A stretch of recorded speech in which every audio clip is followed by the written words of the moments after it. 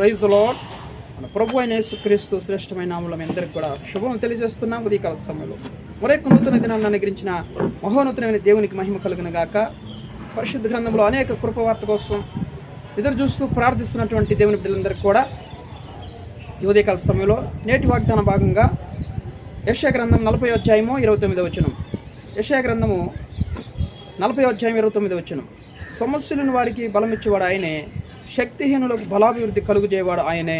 Praise the Lord. చూడండి, శక్తిహీనులకు బలాభివృద్ధి కలుగుజేయవాడు ఆయనే.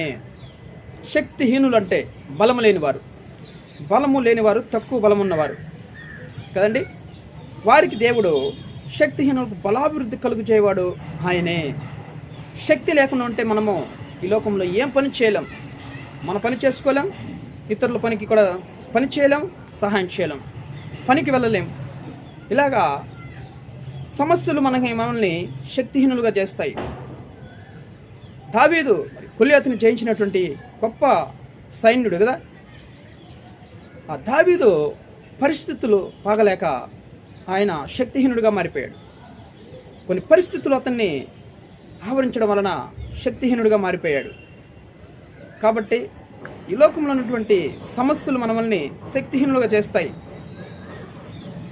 ఆర్థికంగా, ఫైనాన్షియల్గా కొన్ని ప్రాబ్లమ్స్, కొన్ని పరిస్థితులు మనల్ని వెంటాడుతున్నప్పుడు శక్తిహీనులుగా మనం అయిపోతాం అన్నమాట. అలాంటి సమయంలో ఈ వాగ్దానం ఎత్తి మనం ప్రార్థించినప్పుడు దేవుడు మనకి బలం అనుగ్రహిస్తానంటున్నాడు.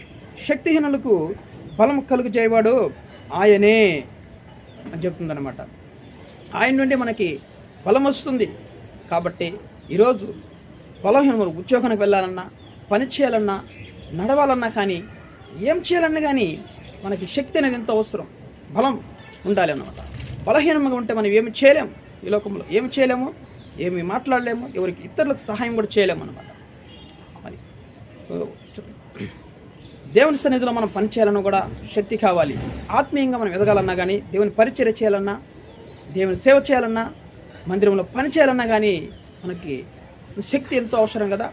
అలాంటప్పుడు దేవుని సన్నిధిలో ప్రభువా మీ పని చేయాలని ఆశపడుతున్నాను, ఆత్మను రక్షించాలని ఎంతో ఆశపడుతున్నాను, కాబట్టి నాకు బలం అనుగ్రహించి ప్రభువా, నేను శక్తిహీనునిగా ఉన్నాను, నాకు బలంగా అనుగ్రహించి ప్రభువా అన్నప్పుడు ఖచ్చితంగా దేవుడు మనకి ఆ బలహీనులకి బలమిచ్చే దేవుడు అంట. శక్తిహీనులకు ఆయన బలమిచ్చి బలము కలుగు చేయవాడు ఆయనే. హల్లెలూయా. బలాభివృద్ధి కలుగు చేయవాడు ఆయనే అని సెలవుస్తుంది అనమాట. ఈరోజు బలం లేకుండా శక్తిహీనుడిగా నువ్వు ఈరోజు కృంగిపోయినావా? కొన్ని సమస్యలు నేను వెంటాడడం వల్ల పరిస్థితులు బాగా లేకుండా కుటుంబంలో ఆర్థికంగా కృంగిపోతున్నావు.